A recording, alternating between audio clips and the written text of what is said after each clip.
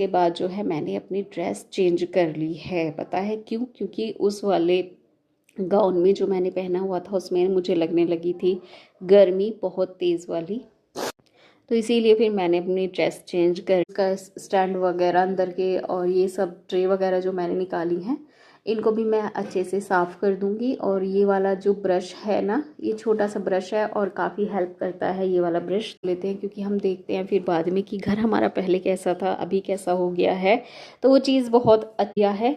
और बस ये टमाटर वगैरह मैंने इसमें से निकाल लिए थे